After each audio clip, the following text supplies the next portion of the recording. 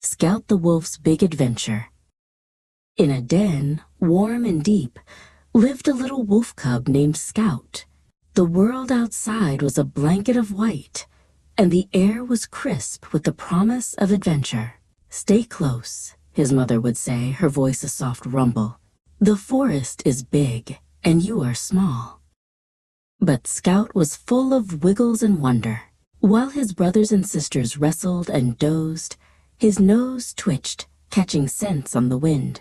One scent was new and exciting, like cinnamon and pine needles, and something sweet he couldn't name. Forgetting his mother's words, Scout padded out of the den. His paws made tiny prints in the fresh snow. He followed the wonderful smell, deeper and deeper into the silent white woods.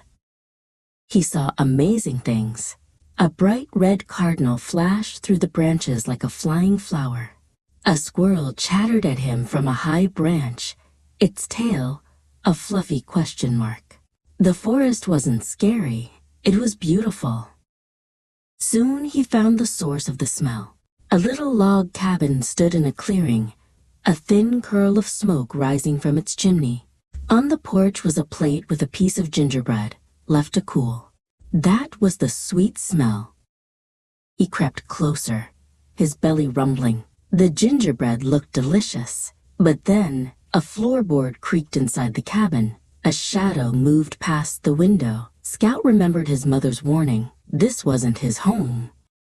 Suddenly, the forest felt very big, and he felt very small. He turned and ran, his little heart thumping. The trees all looked the same, and his own paw prints were being covered by new falling snow.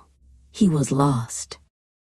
Scout stopped and whimpered, but then he remembered what his father had taught him. "Use your ears, use your nose."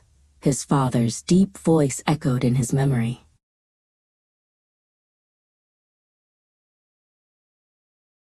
Scout closed his eyes and listened. Past the whisper of the wind, he heard a faint sound. A howl. It was his family, calling for him. He lifted his own little head and howled back. A tiny, hopeful "Awoo!" Following the sound, Scout raced through the trees until he saw the familiar shape of his den. His mother and father rushed out to meet him, covering him in licks and nuzzles. He was safe. The world was big and full of adventure, but home, with his family, was the warmest place of all.